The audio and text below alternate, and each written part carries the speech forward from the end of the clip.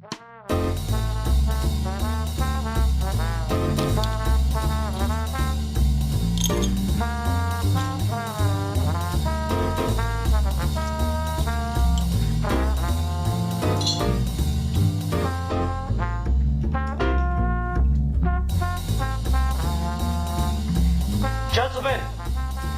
the time has come once again to discuss things.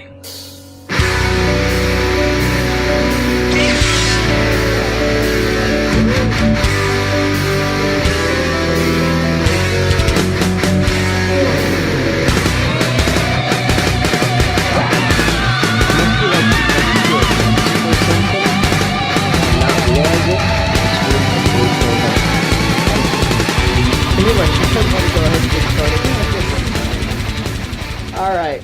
Hi everyone, welcome to another episode of Geeky Gentlemen. I am Sid Part 2. Joining me today is... Me. And me! And they are... Us. And us! Team Rocket! You fucks. Oh, you shiftless fuckers. So shiftless fucker number 1 is Steve Baxley. Yeah, I'm number 1.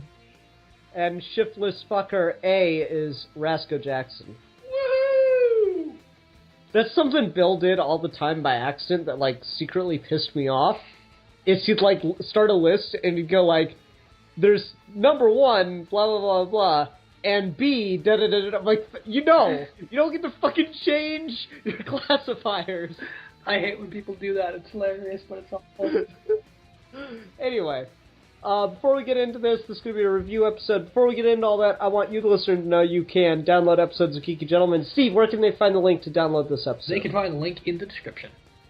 Rasco, what can they do if they want to download old episodes of Geeky Gentlemen? They're shit out of luck!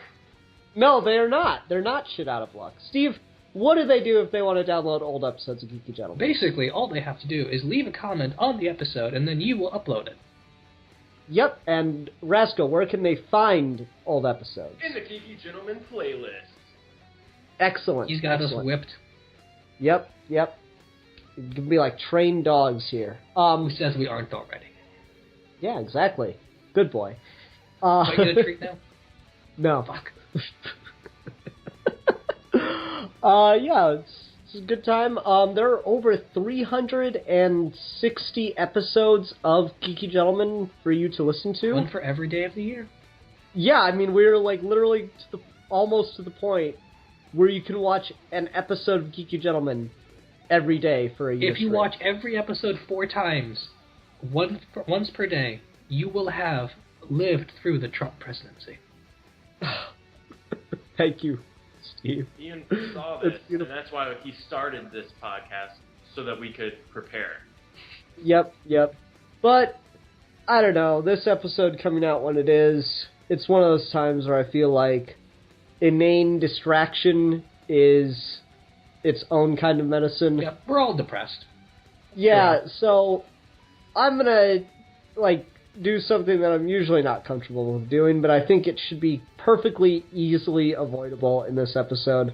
We're just not going to talk politics tonight on Geeky Gentlemen. We'll talk politics after we're done recording, but I feel like everyone just needs a breather. Yeah, I'm with you. Okay, anyway. So, Rascal, what are we talking about today? Today we're talking about a little film I like to call Blue Ruin. And What is so it? does everyone else who's ever seen it, and the person who came up with the title. And I mean, this is interesting because the guy that made this also made the like Patrick Stewart film called Green Room. Yep. So I guess like his thing is to just use colors as part of his titles. Yeah. So like his next film will be Red Flamingo, and then No, it's gotta be Pink Flamingo. no, it's gonna be Red Flamingo, and then he's gonna do another film called like Purple Dinosaur. Yes. And yeah. Submarine. Yeah, exactly. He's gonna remake Yellow Submarine. That's this man's career now. I will say, though, if there is one fascinating motif that really got me through this whole movie, it is the use of the color blue, but we'll get there. Oh, that's an interesting sign. Okay, so Steve's gonna start us off then. Steve, is this a good movie? Is it a good movie? Yeah. Yeah? Super confident. Okay. Rasco, is this a good movie? I think so. Okay, so you know the song that plays right before the credits? Where it's like, no regrets or whatever? Yep. Gotta say, I don't think I could sing that song about having no regrets when I die. Because I regret watching this movie. Nah, I'm kidding. I just couldn't help but make that joke. Want to throw us off. Yeah. I mean, it's not something I'll ever watch again, I'll tell you that. But that's not because it's bad. It's just because I don't like this kind of movie where it's trying so hard to do something I just don't find that interesting. Oh, okay, see, I have the reverse. I think what this film does on a technical level, I always find that fascinating. This is one of the only times where I was kind of bored by it. Yeah, I mean, that's things, like, I can tell they're putting all this effort, and it's got really good cinematography. Like, on a technical level, I think everything's fine. On, like, a story level, it's not much of a story, but it's not trying to be. Mm-hmm. It's very minimalistic. But I'm just, like, so fucking bored. I just don't care. I wish I got the chance to watch this a second time. Just to, like, have more formed thoughts on the themes and stuff, but it's a good movie. It's just not something I was expecting, nor something I can really place. Like, I have a hard time kind of describing this movie. Certainly. So, Rasco, looks like Steve and I are just kind of like, it is passable. It is objectively fine, but we're not really digging it. You seem to kind of dig this movie. Yeah, I really like this movie. I'll go ahead and give a little bit of background really quick, because I think this is really cool. The writer, director, and cinematographer for this film, his name is Jeremy Saulnier or something like that. It's something like that. His first name is Jeremy. His last name's like Saulnier or Saulnier. But this was, I think, his first movie that he ever made, and it was pretty much like totally funded by himself. Well, no, before he did Murder Party. Okay, yeah, that was the one. Okay. Yeah. This movie, a lot of it is just so scrapped together, and I really like that on just like a getting outside and talking about the movie critically, just kind of getting outside of that. Like, the main actor in it is just like his friend, and he's also in Green Room, and he's actually become like a somewhat notable, like, he's not like a named actor, but he's getting a lot of little like bits in movies, and I think someday he probably will be a little bit better known, because he's going to be in that Matthew McConaughey movie Gold. Okay. I'm looking forward to that. But, so this movie, it's impressive how it all came together. It's a really cool story about independent filmmaking if you look on the outside and you look at the backstory to this movie getting made.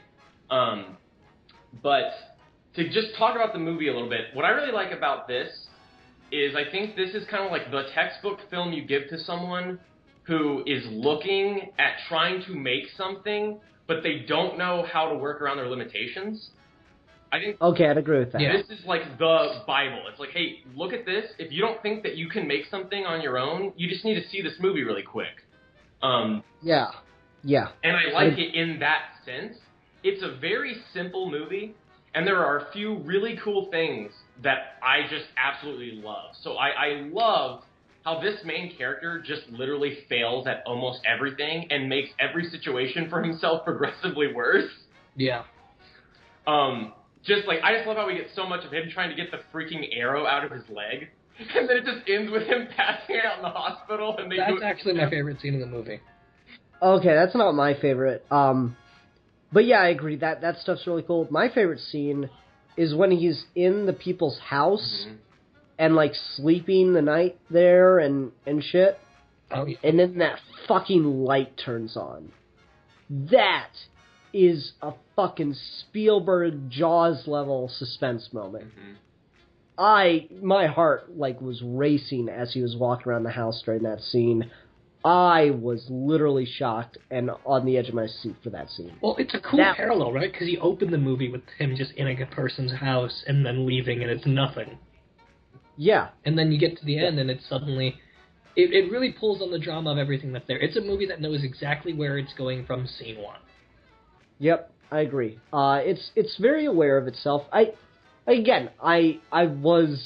the joke. I regretted watching this movie, and again, that's just a joke. But having not seen this movie would not have affected my life. I don't think my life is any better for having seen the film.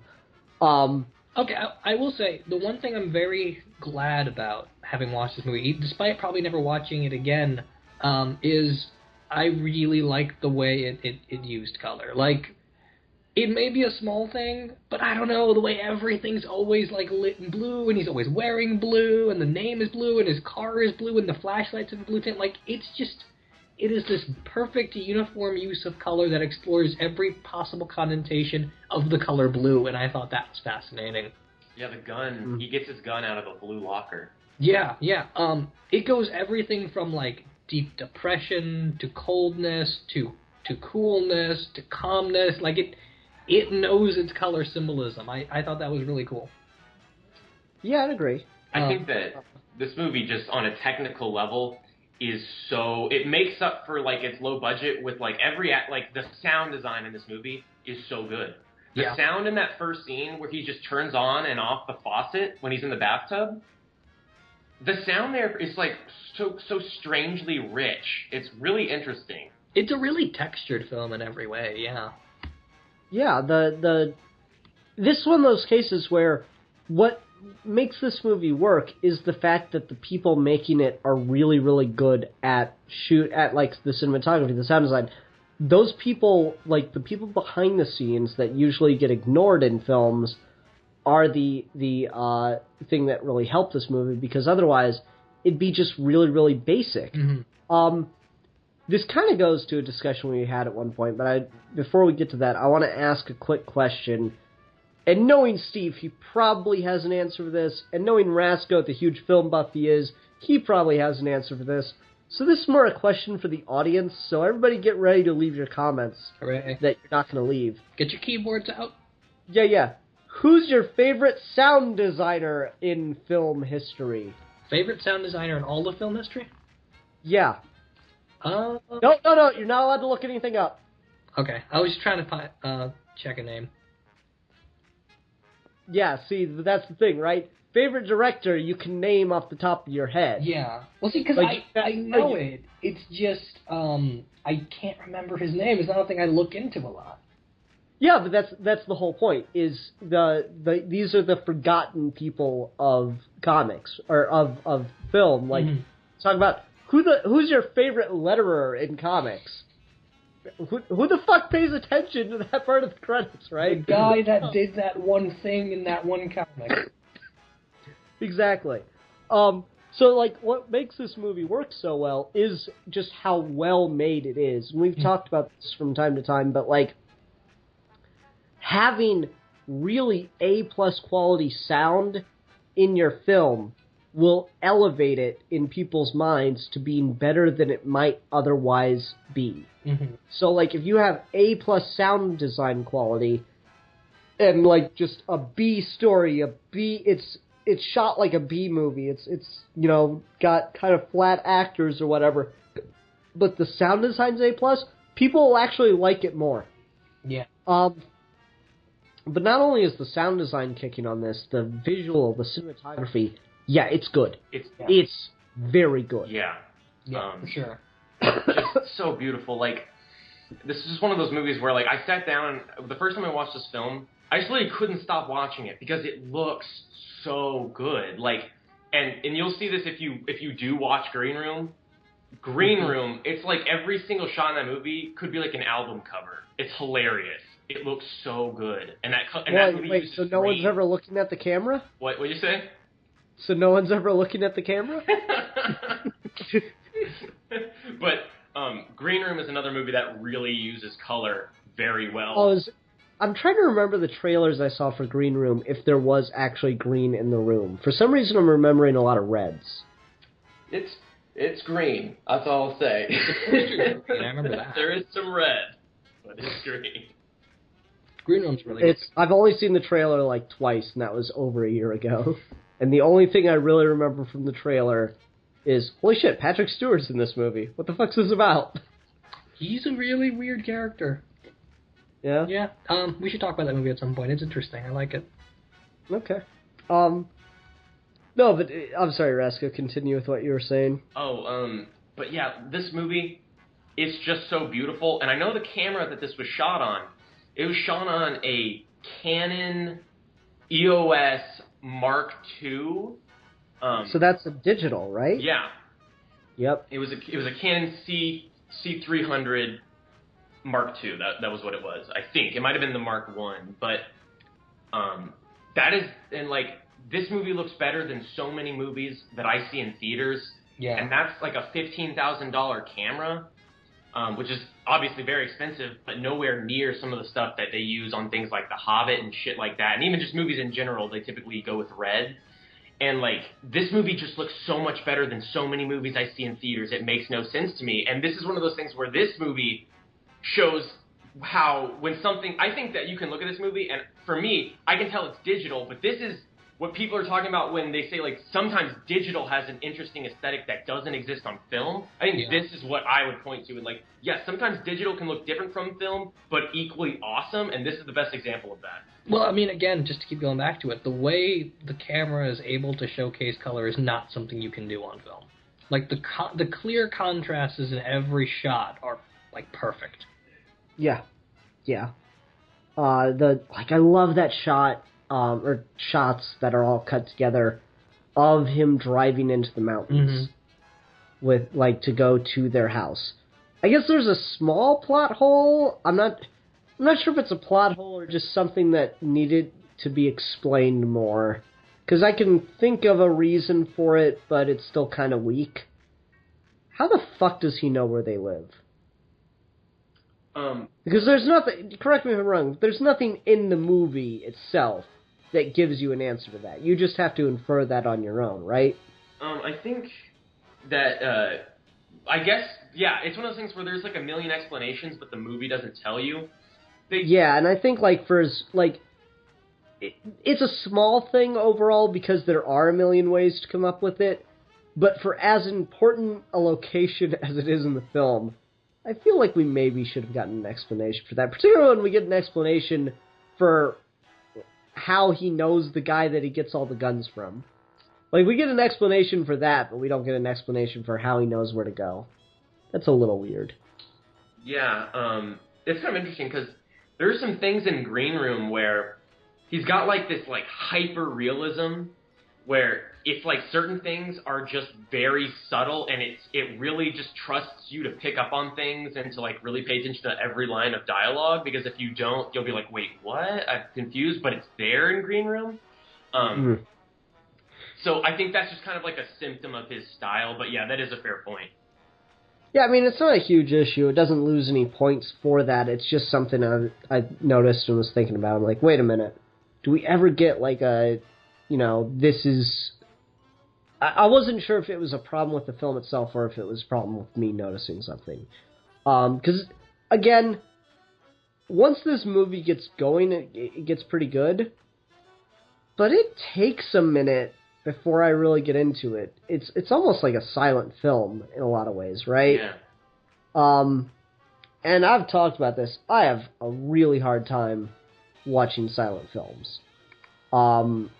It's just their pacing is not our pacing, so you have to prepare yourself for it. I was a little prepared. I watched this with Haley tonight, and as I turned it on, I was like, oh, this was a Rasko pick, by the way, and she's like, oh, god damn it. and I think she kind of, like, perfectly surmised, like, the same problem I have with this type of a movie, which is, I'm too ADD for this shit. I am like, maybe that's a problem on me. Probably is. I really do need something to, like, I need keys jangled in front of my face to keep me interested in a movie sometimes. I'm not gonna lie. That might be my fault, but at the same time, pacing is getting so much faster across the board in film. Yeah. When something comes along that is purposefully slower, that's a risk the filmmakers know they are taking. Yeah.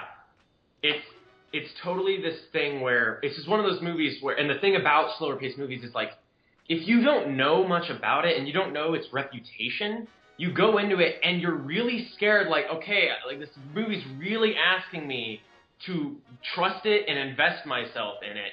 And then when it's slower paced, you don't know, like, if you're really willing to do that yet. And sometimes you don't know when the moment's going to happen where you're immediately going to care. Like, you don't know when you're going to start to randomly give a shit. And it's hard to sometimes put your trust in a movie like that.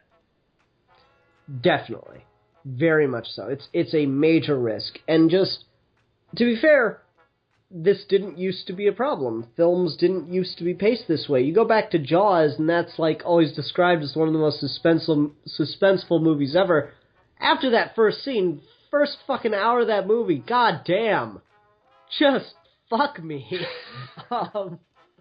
It's so slow by modern standards. Hitchcock's talked up as the master of suspense.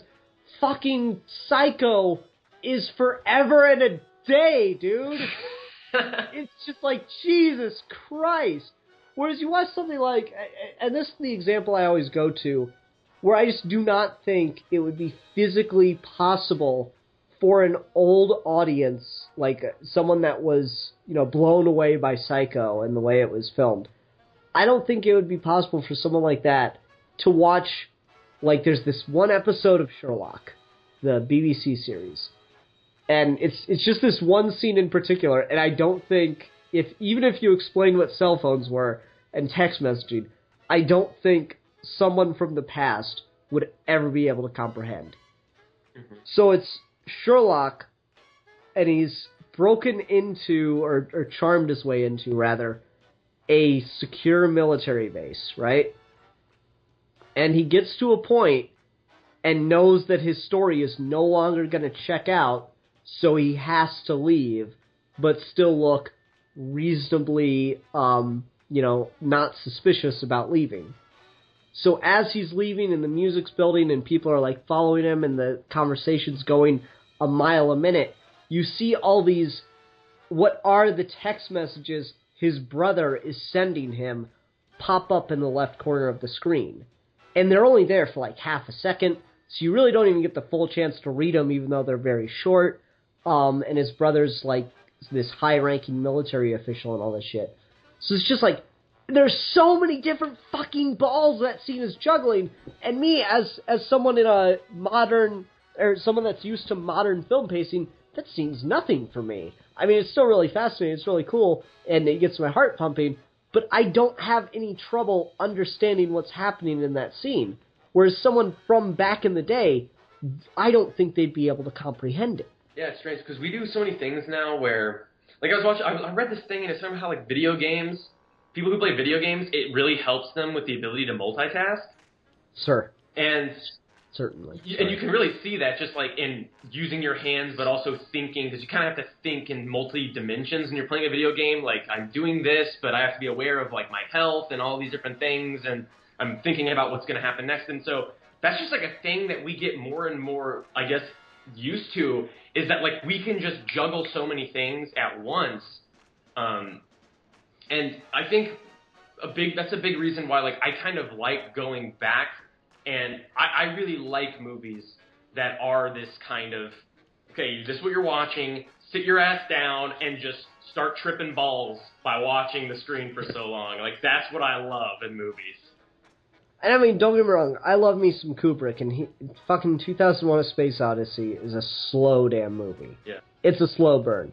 Not quite as slow a burn as Star Trek the Motion Picture, but it's up there. So it is interesting to see something that tries to go back to that old sense of pacing. Would you say that Green Room is paced similarly to this, or no? Okay, Green Room, there is... If this movie has, like, a scene where instantly you're like, okay, shit's real, Green Room has, like, an exclamation point where shit gets real, and it happens pretty early on in the movie. But Green Room has, like, a really interesting, like, punk, grimy aesthetic from scene one. So you're kind of like, oh, this, again, looks beautiful. these characters are kind of hilarious to laugh at, not with, in a good way, and you're supposed to feel that way. But then, like, it has just a scene, and it is like, holy shit, this just got real. And from then on out, it is just like constant tension, like it never lets up. So It's different in that it is much more of it's slow, and it's slow because it doesn't want you to expect that such a simple thing will immediately set everything awry. Gotcha. And then it's not slow.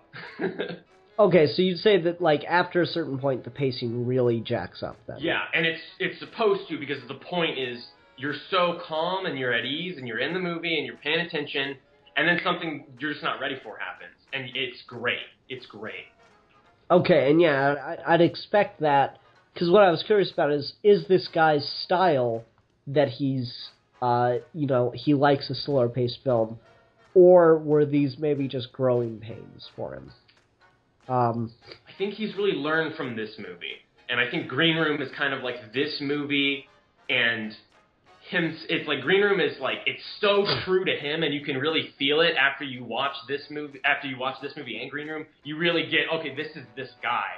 But it's got that, and he kind of utilizes the slow burn elements that really work from this, and then kind of subverts them in Green Room, and he creates something that's really interesting. Mm-hmm. Yeah. Okay, and that's interesting, because, like, it's always weird to go back to a filmmaker's early work, right? Yeah. It's always so different, but there are these little hints of what they would become. Yeah. Christopher Nolan's following is that in a nutshell. Certainly. And, back to our conversation about pacing a little bit, Nolan's a guy who really likes to juggle a bunch of different plot threads at the same time in multiple films. Yes. You know what? My dad could not get his head around Inception. Really? Yeah, like, he and I watched it in the theater, and he was just like, there's so much shit going on. I just lost track of it all. I'm like, that's just how... I can just follow shit like that. I don't know. So it's just weird. I don't think some people are ready for stuff like that. And my dad couldn't stand me half the time because he'd want to watch a Western and be like, fuck it! It's so boring! Nothing ever happened! It was funny, when I was a little kid, I used to think that a movie being in black and white was the quantifier that made it a classic. Because he'd watch movies on, like, Turner Classic Movies or something, and they were all in black and white. So in my head, the association was, black and white films are a classic. I see that, like, equation of popping, like, in, like, a thought cloud above your head. Yep. Black and white equals classic. Exactly. That's exactly it. It's so silly.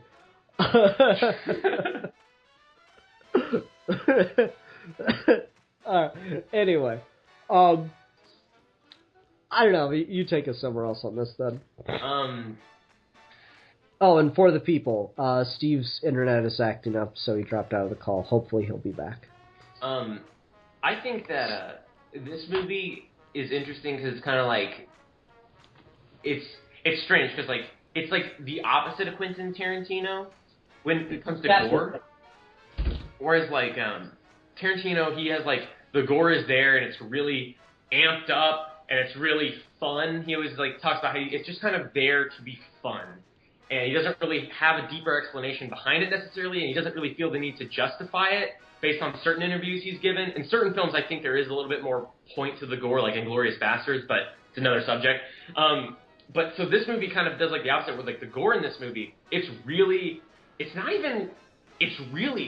gory, but it's not even like heightened, would you say?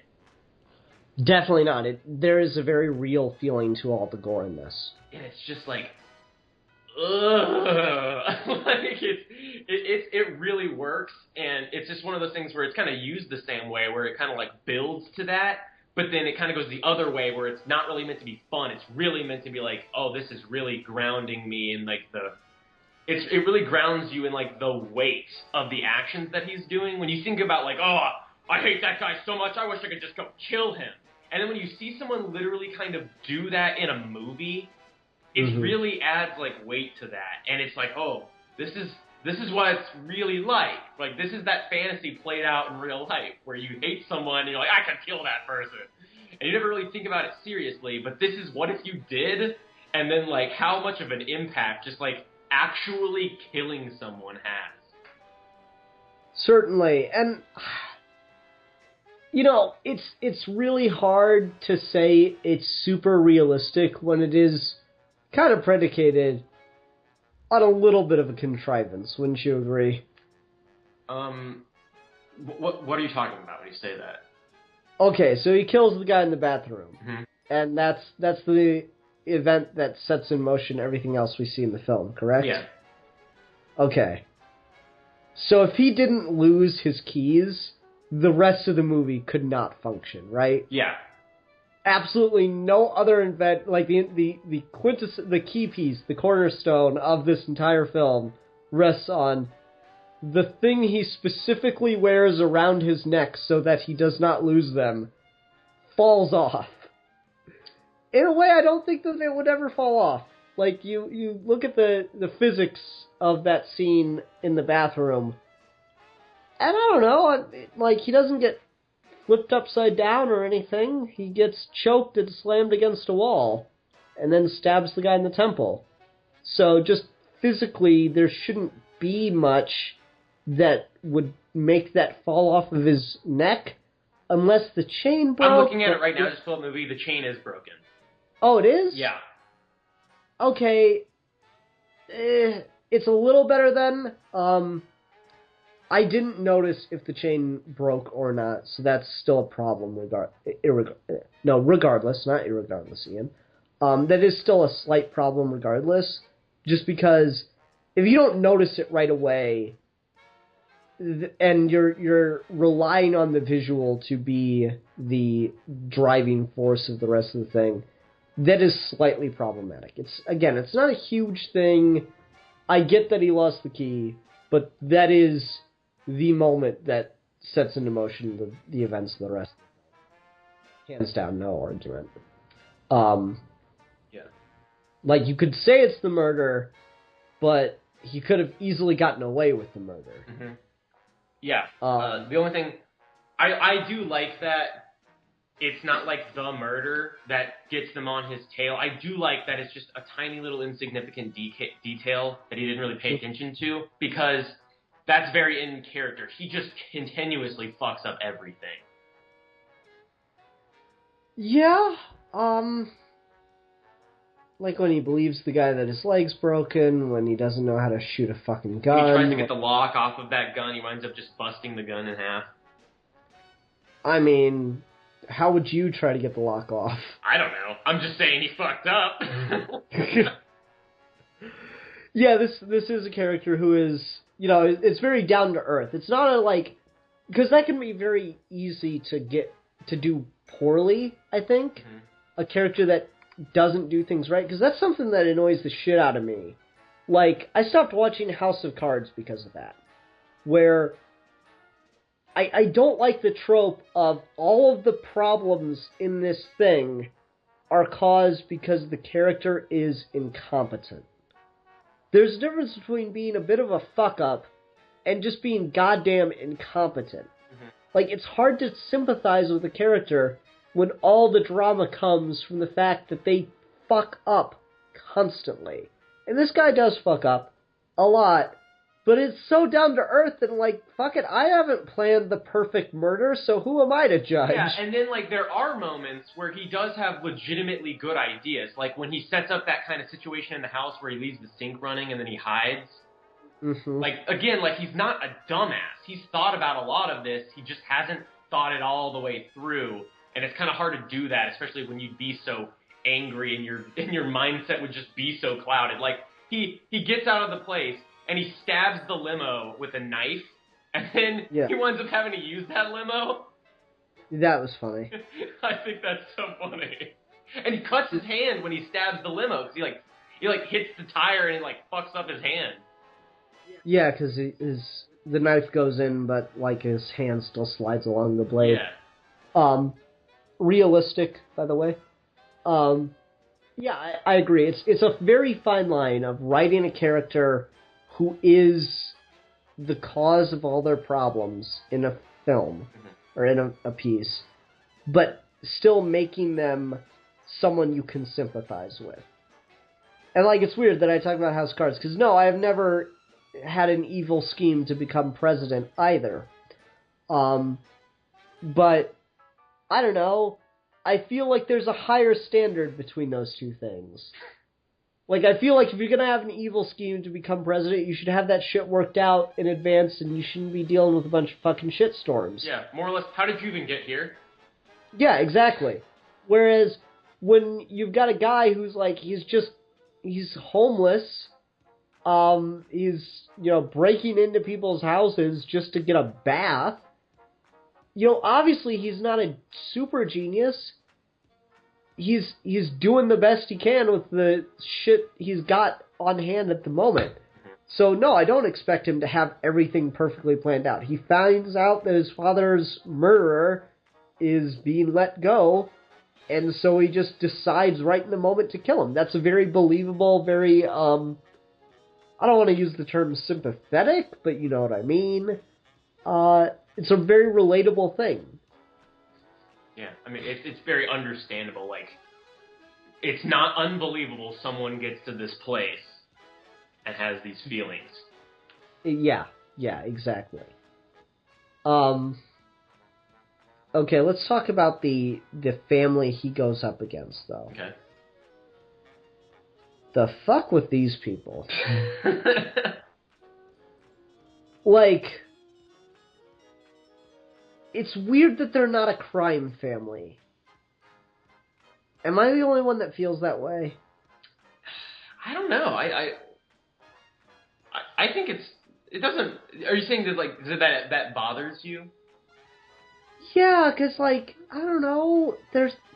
I certainly get the whole family vengeance thing, but and they obviously do have a record, but something about it just feels weird that they're like this outside the law in how they operate and how they work.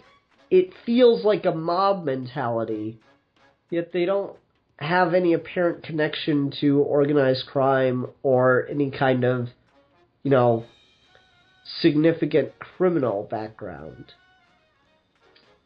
It's weird because I actually really like that we don't get into that heightened and that's not even heightened, but like we don't get into like this really larger than what it is kind of like mentality when it comes to how we handle the characters. Like, they're just random like people, and this is just like something that can totally happen when one family pisses off another. And so it doesn't bother me, and it's not even something I really ever thought about. But I can see how, like, these people are kind of totally crazy. Yeah, I mean, like, they go after a guy and his wife for the guy cheating with their mother. Mm-hmm. And also, question, is the old lady who pulls up the recliner the mother that was the cheater? Perhaps. At the end of the movie?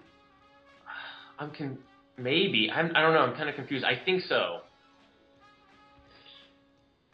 That's weird, right? I can't be the only one that feels that that's a little weird. That she's the one that goes for the gun when he's making the point that all they did was have an affair. And yet, like, her husband murdered her lover that she had a child with. Mm-hmm. And when he dies, and her sons, who are very much their father's sons, it appears, die. Like, don't get me wrong, no mother wants to watch their children die, but I feel like she would be slightly more sympathetic because she probably has been dealing with a lot of shit from these guys for having an affair. I think that it's kind of this weird, like, cognitive dissonance where, like, we just don't talk about that, and I don't want to feel bad about what I did, and if you bring it up, you're the asshole, and I'm mad at you. And it's totally an irrational position to have. That being said, I know a million irrational people that would totally get down with that kind of logic to justify something or to place the blame on anyone else but themselves. Certainly, but you gotta admit that's so outside of the movie at that point. Yeah, I mean, I'm not saying that, like, the movie says that. It just, I don't know, it doesn't strike me as all that weird. Given how much time has passed. Again, it's a lot of, there's a lot of that, as we discuss this more and more. There's a lot of the stuff where the film expects you to come up with an explanation. And that's not the worst thing ever. It's okay for a film to decide that you need to, like, figure this out on your own. But I start to worry when that keeps coming up. Because we talked about it with the, with how he gets to their house. And it's a little bit of a problem that it expects you to notice that the chain is broken without giving a direct shot of the broken part of the chain. And now we got this part again. That it's starting to build like that, and I think that any one of those on their own is not a significant problem. Maybe the mother. I'll give the mother maybe a little more consideration as a more significant problem. That one in specific, but all of those together create more of a significant problem to me. I've been scrolling through the movie just to the parts we're talking about with the audio off, and I went back to the scene with the chain, and it's actually one of those things where when you go back and you watch the scene after you know he's broken the chain, it's kind of really obvious, because, like, the guy grabs him around the neck, and it is this whole little fight is just totally focused on the main character's neck. Okay. And so it's not that weird. He even gets, like, then he stabs the guy in the head, and the guy just kind of falls down. It's really, like, a thing that it'd be hard to show that, because his hand is just around this guy's neck the entire No, I mean, like, after the fact. Like, like, what we see is the keys are the focus of the shot of the chain, not the chain itself, is my thing. I think that, like, and I'm not here to criticize how they shot the movie, because they did a good job of this. I feel like if you wanted to directly communicate that the chain was broken, you needed maybe more of an overhead shot of the links, and to see where they are separated. Yeah, that's fair. I'm looking at the shot. It's really weird because, like, so the chain's broken. Part of the chain goes way into the back and it's out of focus, but then there's clearly, like, another section that's closer to the keys, and, like, by looking at that, if you see it for 1 second, it's very easy to, like, oh, I guess that's just it sitting there. But when you look at it, like, it's impossible for it to still be connected based on the way it is. But I understand what you're saying. It is. Yeah. Steve, you back with us? I am. Internet's back. Cool. We're talking about, like, a number of scenes throughout the film, and maybe you'll think of another one. Like, okay, we're talking about the whole thing with the chain breaking, not being super well communicated. Yeah, I can feel you there. I wouldn't say, like, it's shot wrong, but it sort of feels like everything, you're supposed to pay attention to, like, 6 things at once, and I feel like you could have done that more effectively.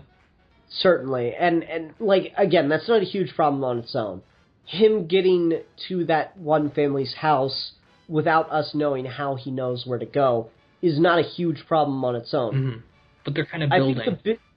I think the biggest problem that we've come across so far that I do think we need a lot more on, especially given, like, how much time is spent on stuff that's not very important, is the scene with the mother of the family that he kills.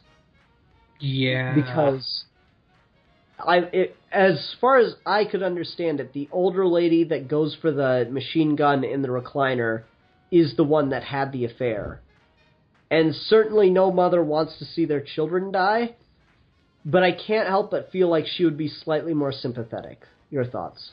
Okay, to be completely honest, when we got to that point, I was a little bit confused and a little bit lost. Okay. So I think, I think I'm with you there.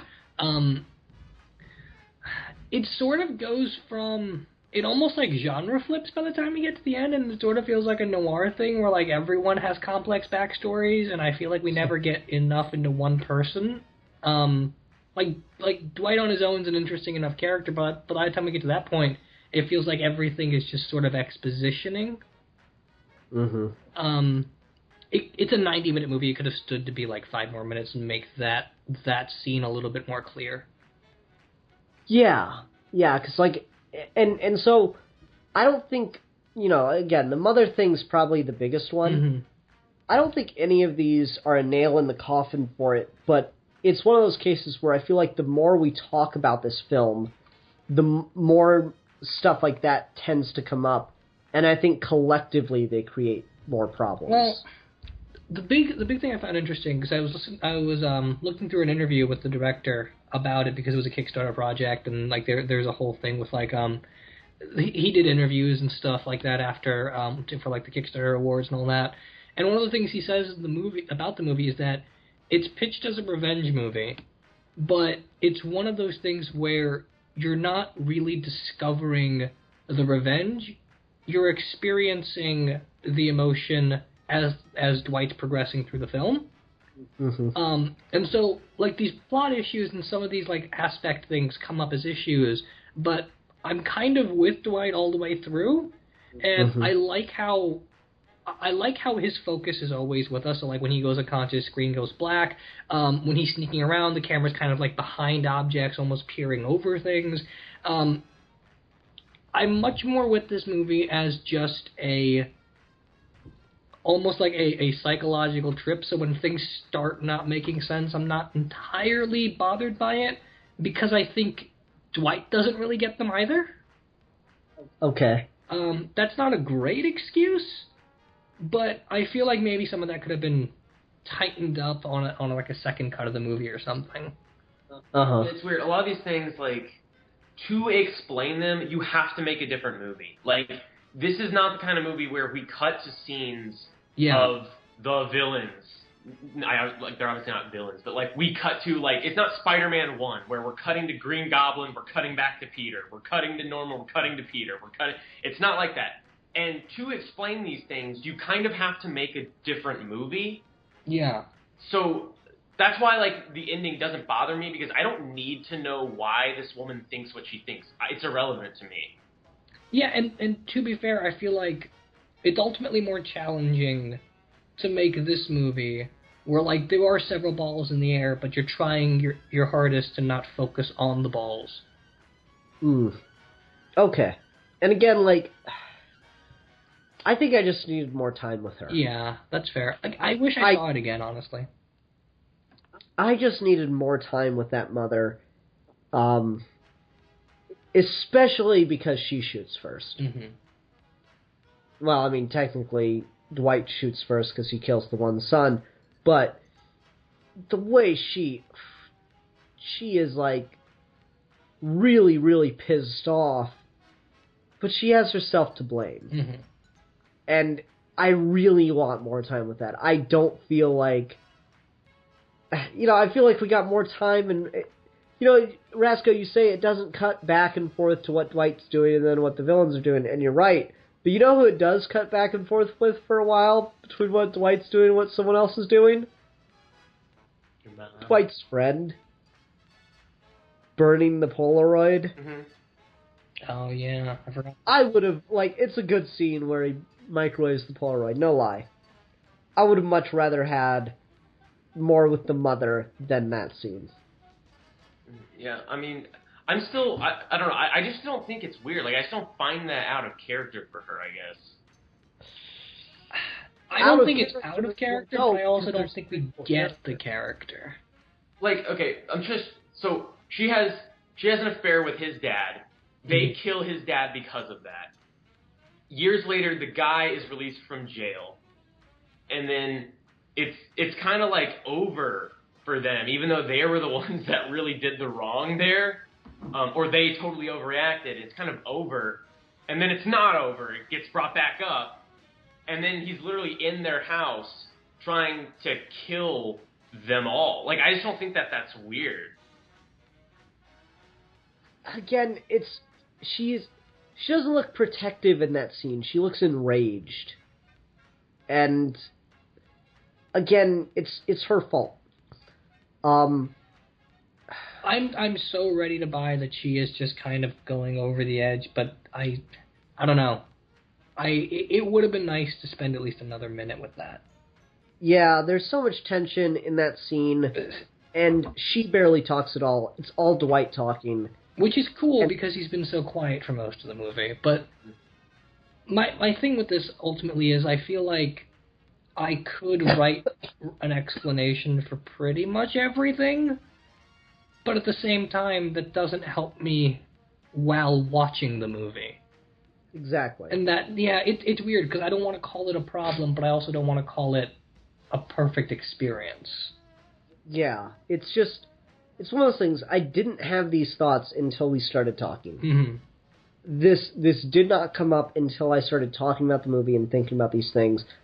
And again, none of what we're talking about is a huge problem on its own that like breaks the film. Mm-hmm.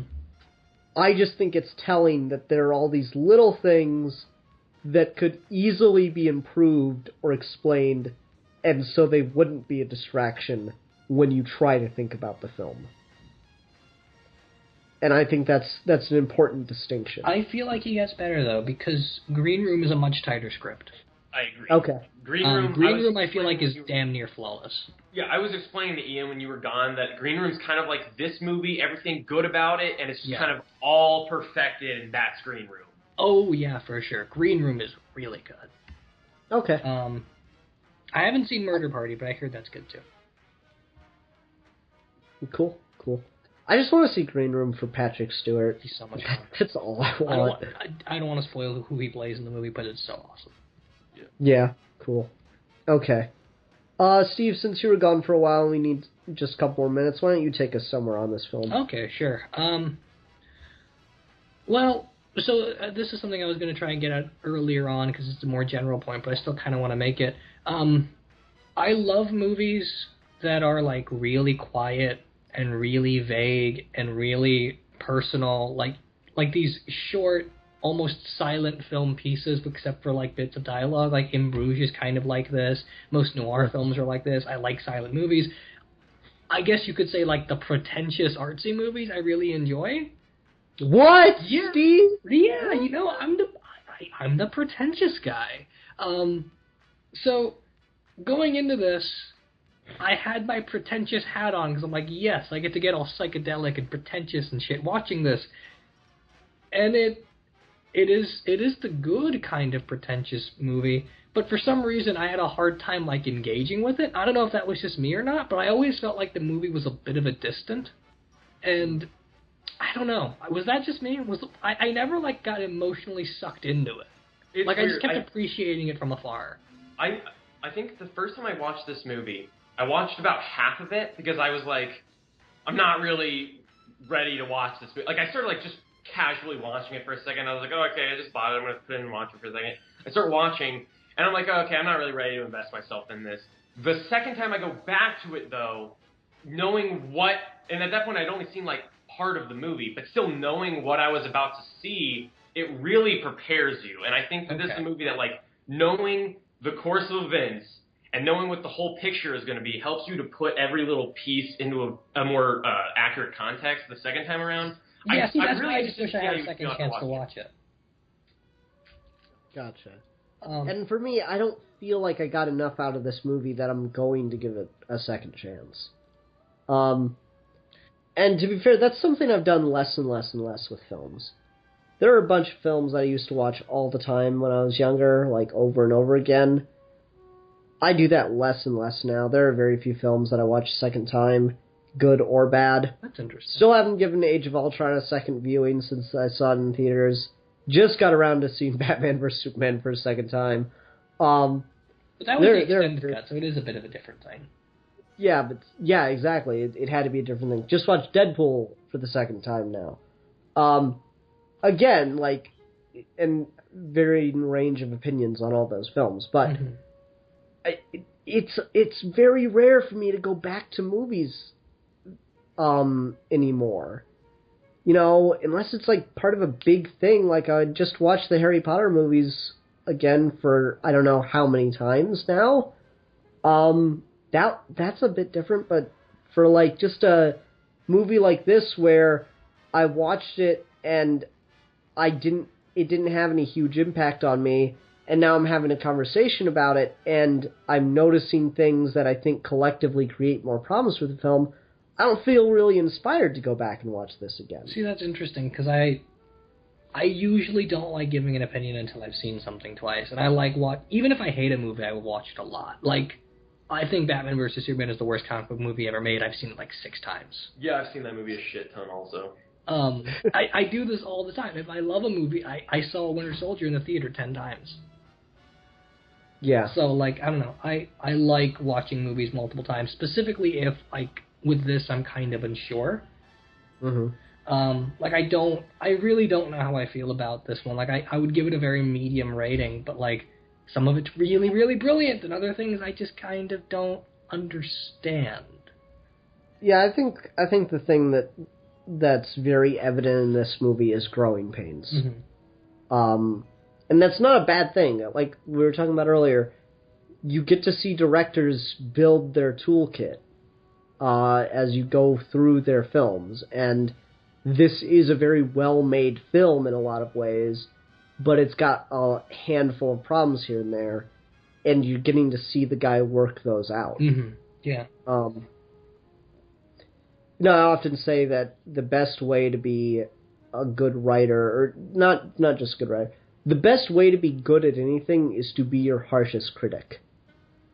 No one is a worse writer, filmmaker, whatever, than the person who defends to the grave their own work. The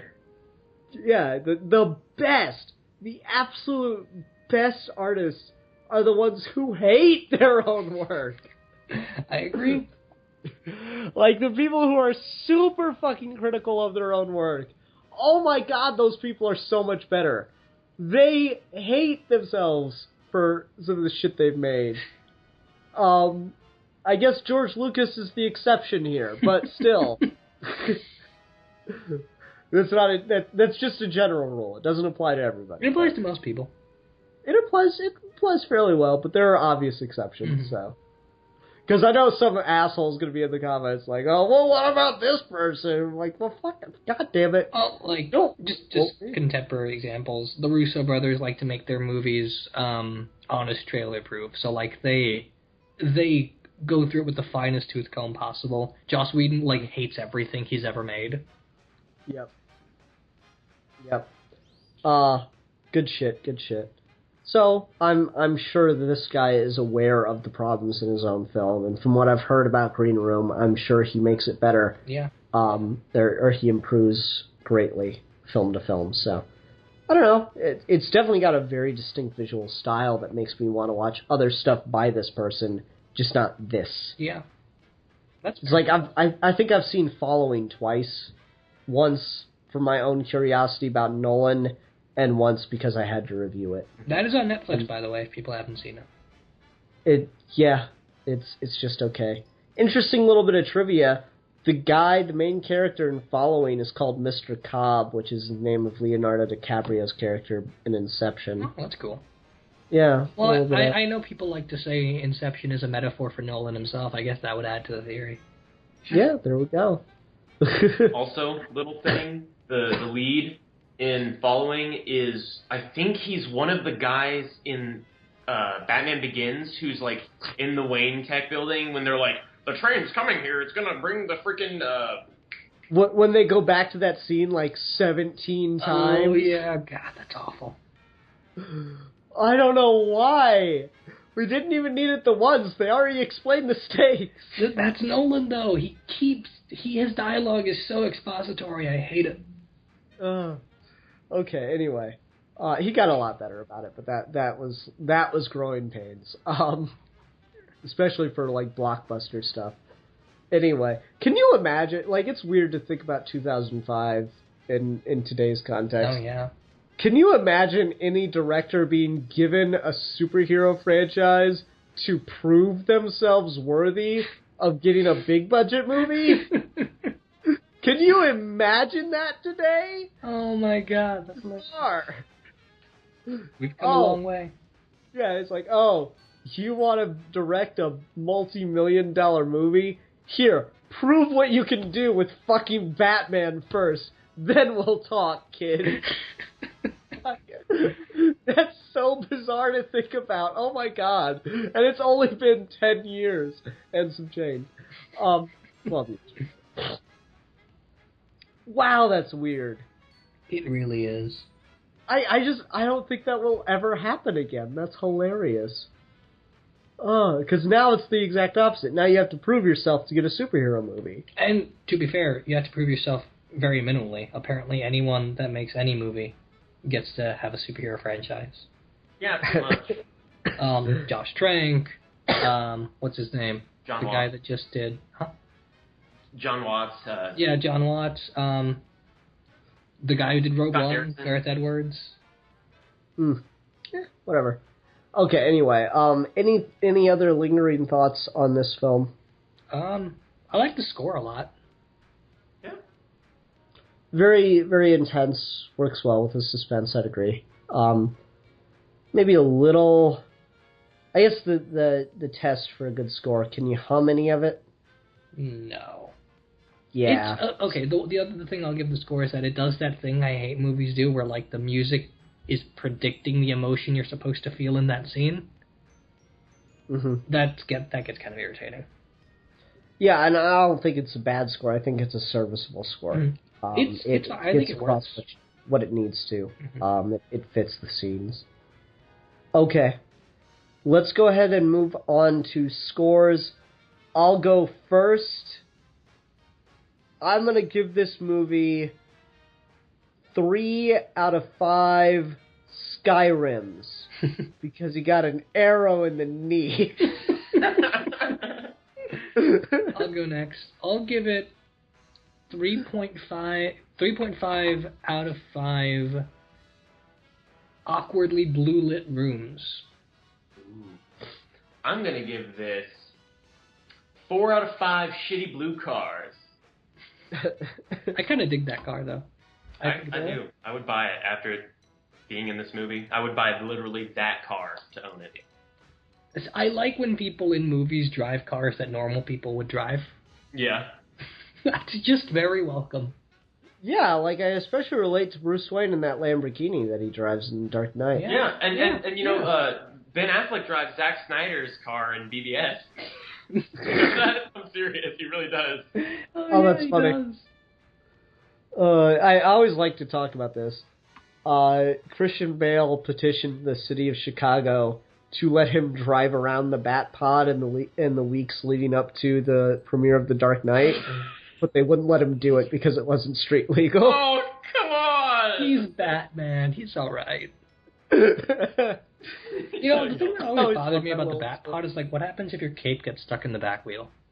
You know, it's funny. I don't want to turn this into, like, a whole Nolan, history thing, but, like, I've actually looked into that, and they talked about all this complicated shit about how to make sure that the cape wouldn't get stuck in the wheel and all this other shit. And they're like, okay, wait. Before we do any of this, let's just have him get on the bike with the cape and nothing special and see if it works. And it totally did. They didn't have to do anything.